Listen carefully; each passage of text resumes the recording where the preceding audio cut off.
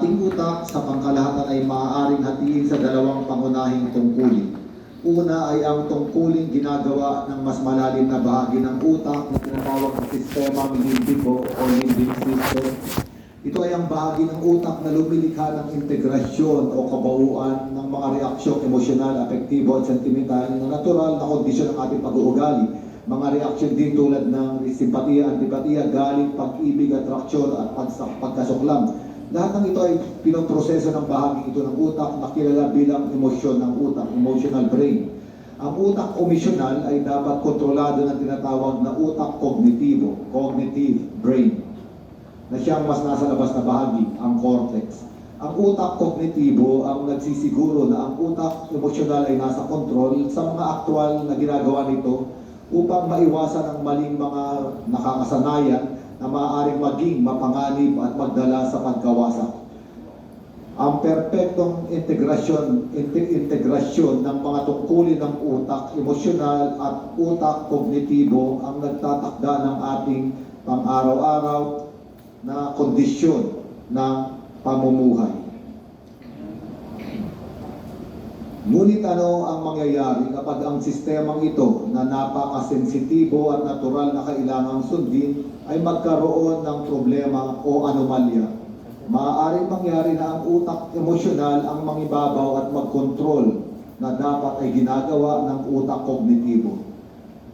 Dahil dito masasabi natin ang adiksyon sa kahit anong substansya o mga gawing mali na nakasanayan ay isang sakit sa utak, sapagkat hindi na nagtutulungan ng dalawang sistemang ito at nagkakaroon na ng labis na pangingibabaw ang isa laban sa isa. Makikita natin ito sa pamamagitan ng dalawang larawan, dalawang imahe. Una, makikita natin ang isang utak ng isang taong na-addict na sa paggamit ng cocaine. Makikita sa larawan ng pinsalang anatomiko na dulot ng droga. Ang pangalawang larawan na tinatawag na PET scan o positron emission tomography ay nagpapakita ng normal na utak na nasa kaliwang bahagi.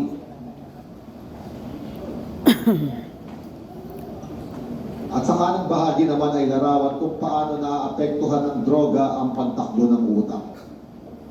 Nakikita na ang buong pang-ibabaw na bahagi ng utak, ang tinatawag na utak kognitibo, ay halos hindi na gumagana at ang bahagi ng utak emosyonal na ang nangingibabaw sa buong utak.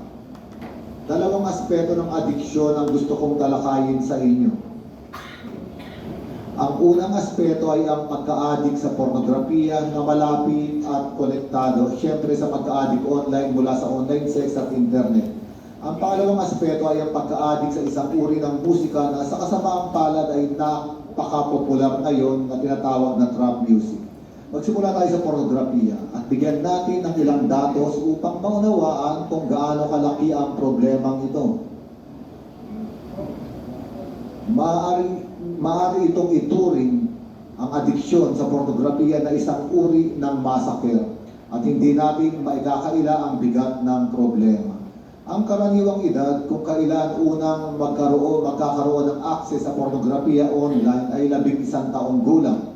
At ang 70% ng mga kabataan na may edad na 8 hanggang 16 ay nakabisita na rin ng ilang ulit sa mga pornographic websites. Ang mga pornographic links sa buong mundo ngayon ay tinatayang umaabot sa 1 bilyon, 200 milyon at 740,000.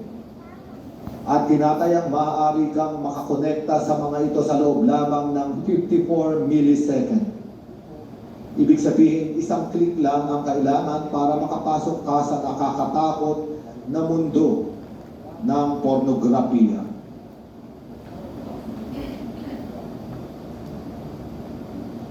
Ang negosyo ng pornografiya sa buong mundo ay tinatayang nasa 200 bilyong dolyar taon-taon.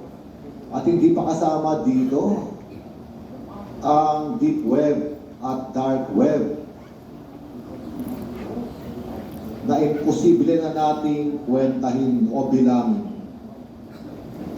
Ito ang dahilan kung bakit tinuturing natin itong isang tunay na masakit. Isipin ninyo mula 2020 hanggang 2023, 80 milyon na mga larawan at 30 milyon na mga video ang naipublish na may temang pornografiko at pedopornografiko, partikular na sa mga binabayarang platform. Ang dami ng gating uri ng nilalamay na nagpapatindi sa laki ng problema. Pag-usapan natin ang ating bansa, ang Italia. Ito ay nasa ika-4 na pwesto sa buong mundo sa paggamit ng online sex. Ang paggamit na ito ay tinatayang nagkakahalaga ng 4 hanggang 5 bilyong dolyar o euro taon-taon. Ang Milano at Roma ay nasa una at ikalawang lugar ayon sa pagkakasunod-sunod sa listahan ng 10 industrialisadong mga lungsod sa mundo na gumagamit ng online sex. Noong unang 3 buwan ng 2020, ang mga ahensya ng pulisya ay nakasagap ng 20,000 video na may temang pedopornografiya sa Italia. At ito ang dahilan kung bakit mayroong matinding alarma tungkol sa proteksyon ng mga minor de edad ngayon. Ang internet web ay ang pinakamakapangyarihang paraan sa ngayon ng sexual exploitation ng mga kabataan. Ano ang nangyayari sa mga gumagamit ng pornografiya? Pag-usapan natin ang mga adiksyon. At tungkol sa paksa ng pornografiya, bukod sa dalawang mekanismong nabanggit ko na, kailangan natin idagdag ang 2 pang elementong biolohikal. Isang hormone na inilalabas ng ating pituitary gland na tinatawag na oxytocin. Ito ang hormone ng pagkalinga sa kapwa at hormone para sa atraksyong sexual. Sa normal na mga kondisyon, ito ang hormone na nag-uugnay sa atraksyon at relasyon sa pagitan ng isang lalaki at babae. Ngunit kapag ang pornografiya ay pumasok sa buhay ng isang tao, ang oxytocin na ito na karaniwang inilalabas upang lumikha ng sexual na atraksyon ay napapalitan ng mga malalaswang larawan at mga violenteng imahen ng sexualidad.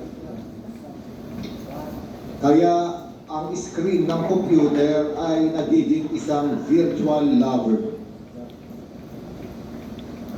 Ang ikalawang aspeto ay ang tinatawag na pheromones. Ito ay mga hormones na inilalabas ng ating katawan, partikular mula sa mga hayop, na nagbibigay regulasyon sa sexual na atraksyon. Ang pornografiya ay nagiging sanhi ng radikal na pagbabago sa hormonal na aktibidad, kung saan ang paglabas ng pheromone na ito dahil sa online pornography ay nakakabihag sa tao, na nagiging sanhi ng pagkawala ng interes sa mga natural na aktibidad na emosyonal at sexual ng tao. Sa